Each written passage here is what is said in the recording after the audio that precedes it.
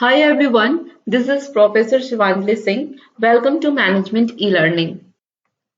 We are here to learn the organizational behavior subject. In this OB subject, total 8 unit I am going to cover. Okay, so content of all this 8 unit of OB is based on academic syllabus of DAVV, AKTU University, Delhi University, IGNOU University and ICFI. And this is also very important for UGC NET and GRF applicant. So I am going to cover the all OB content, basic, important, fundamental content in this OB web series, OB subject web series. So today I am going to start the first unit of OB. Okay. This is the DAVV syllabus. ये DAVV का syllabus है और आज हम लोग first unit का सारा part देखेंगे. The basic concept, meaning of OB, everything we will C.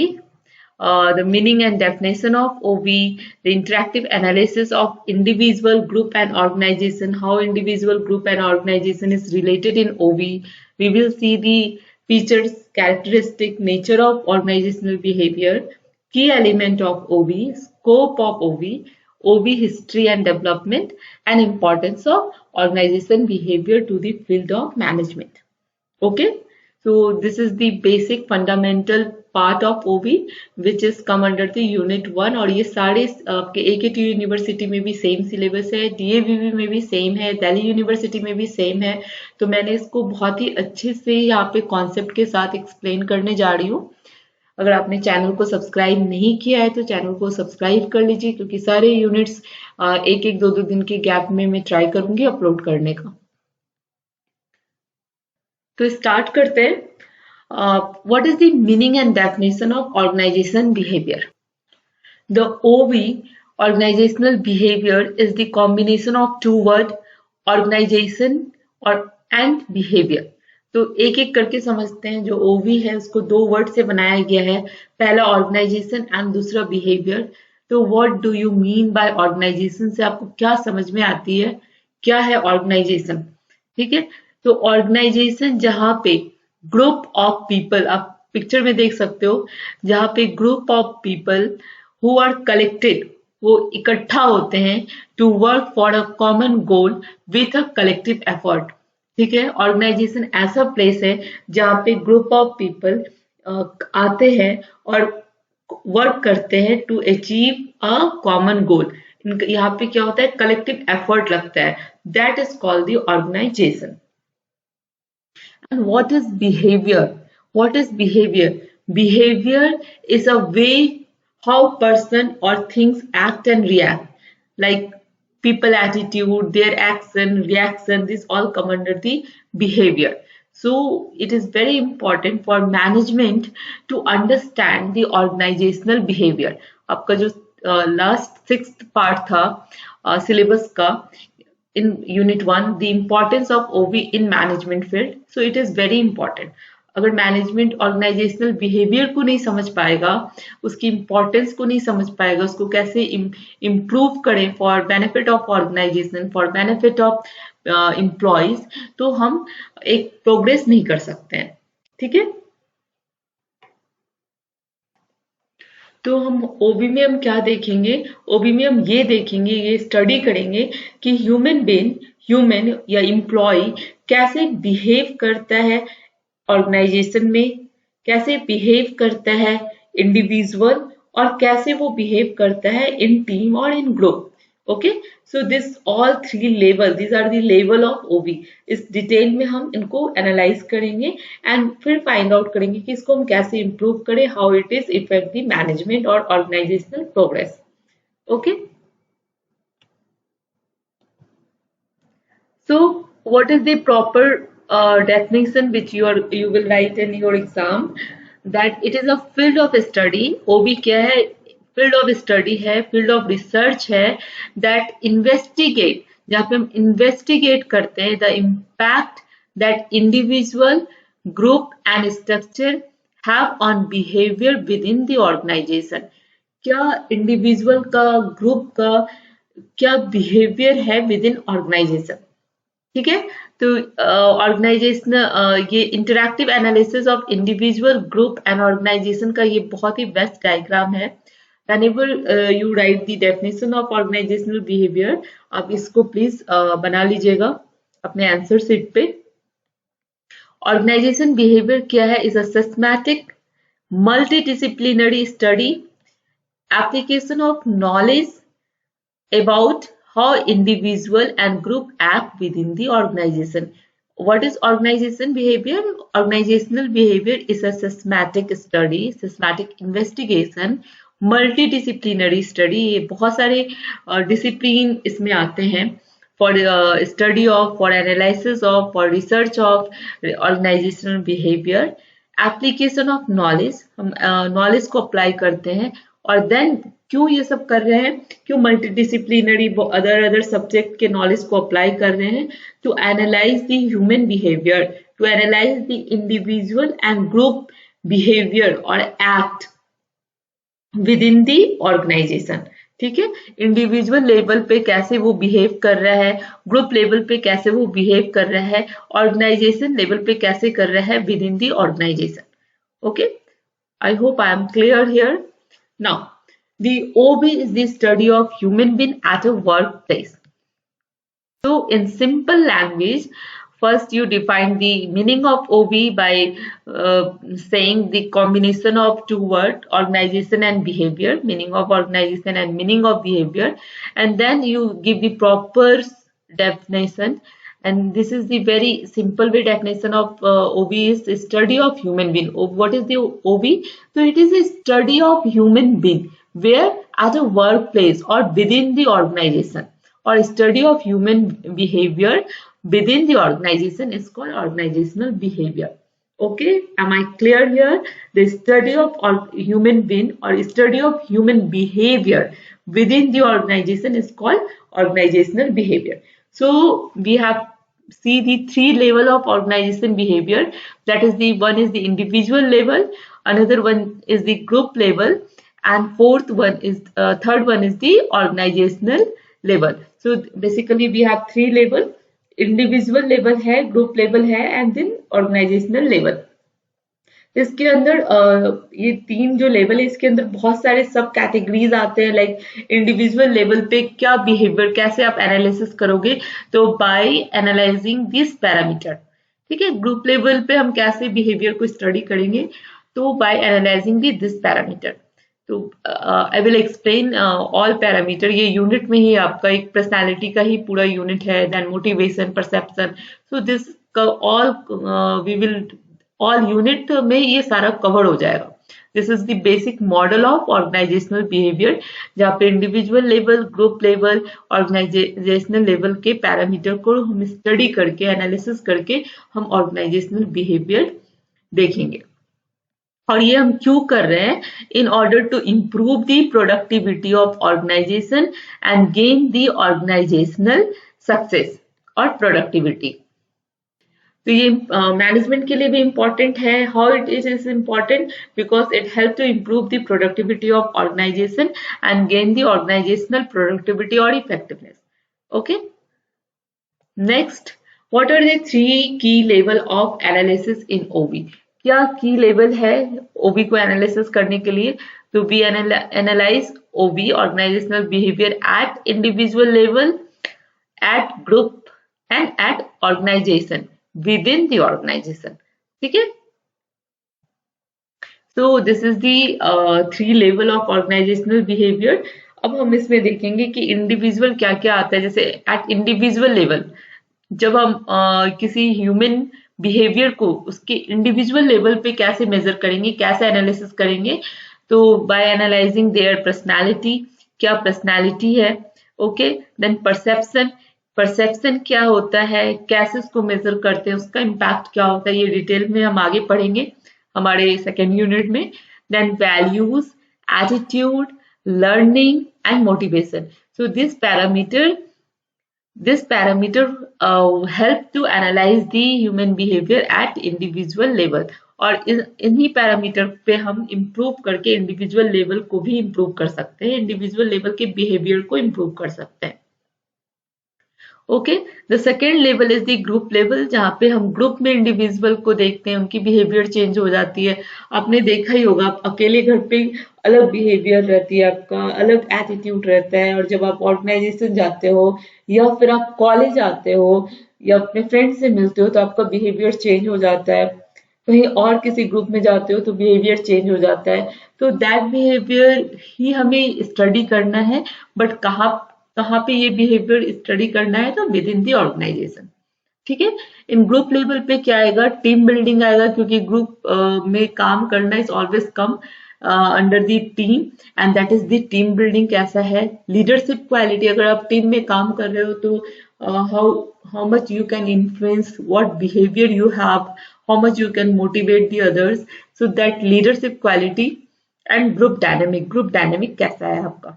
okay, now at third level is the organizational level, जहाँ पे क्रॉस कल्चर आते हैं, अलग अलग वैरायटी, अलग अलग कल्चर के लोग आते हैं, वर्क फोर्स डाइवर्सिटी रहती है। अब तो बहुत ही ग्लोबलाइजेशन हो गया, मल्टीनेशनल कंपनीज आ गई हैं, तो जहाँ पे वर्क फोर्स डाइवर्सिटी बहुत रहता है, क्रॉस कल्चर रहता है, वहां पे हम बिहेवियर का क्या इम्पैक्ट आता है। ठीक है, now we will see the feature characteristic of organisational behaviour. ठीक है, हमने समझ लिया कि what is the meaning of organisational behaviour, organisation क्या है, बिहेवियर क्या है। ये ऑर्गेनाइजेशनल बिहेवियर ये इन दो वर्ड से बना है। देन डेफिनेशन सिंपलेस्ट वे में देख लिया कि it is a study of human behaviour within the organisation, और किस किस लेवल पे करते हैं, एट इंडिविजुअल लेवल पे, ग्रुप लेवल पे एंड ऑर्गेनाइजेशनल लेवल पे हम ऑर्गेनाइजेशन बिहेवियर को स्टडी करते हैं, एम्प्लॉय के बिहेवियर को स्टडी करते हैं। क्यों करते हैं? In order to improve the organisational productivity and effectiveness. ठीक है, इंडिविजुअल लेवल पे क्या क्या पैरामीटर आते हैं वो हमने देखा।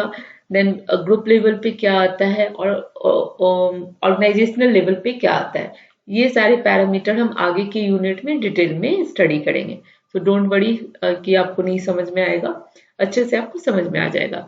अभी नाउ फीचर्स क्या है, ये आपके एग्जाम में ऐसे आ जाएगा कि what is the meaning of OB organisational behaviour, और what are the three level of organizational behavior, और आ सकता है कि how it is importance for management, why it is the organizational behavior studies important for management, and explain the feature or basic characteristic of organizational behavior।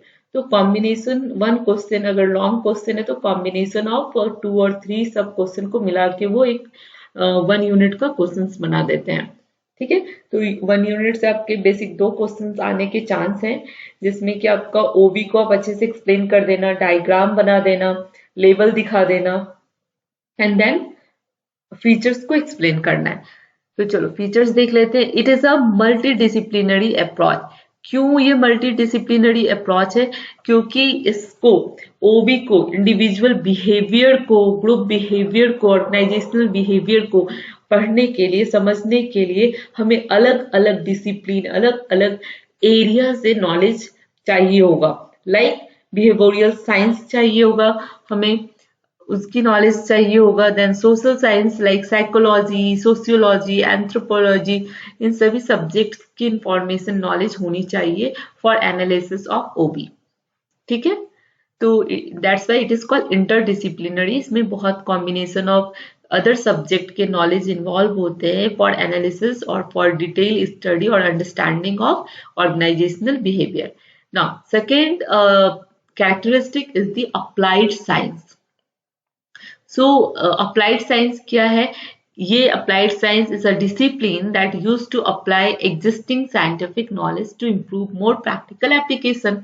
Okay, तो इस ये ऐसा knowledge है जो हमारे साइंटिफिक नॉलेज में इम्प्लीमेंट करते हैं, और इससे क्या होता है, प्रैक्टिकल इंप्रूवमेंट होता है। कि क्यों कर रहे हैं, वो भी हम क्यों स्टडी कर रहे हैं, for improvement, for the productive, increasing the productivity. तो that's why it is applied science. It is also called the science and arts. Yes, क्यों? क्योंकि यहाँ पे हम प्रिंसिपल अप्लाई कर रहे हैं इसको, ये अप्लाइड साइंस कहला रहा है, साइंटिफिक नॉलेज अप्लाई कर रहे हैं।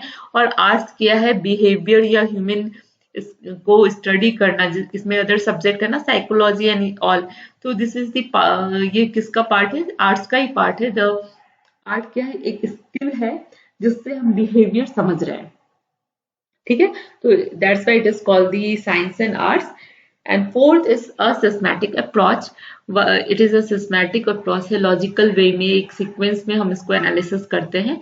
And fifth is a human tool, क्योंकि यहाँ पे हम बिहेवियर एनालिसिस कर रहे हैं ह्यूमन का, तो that's why it is a human tool.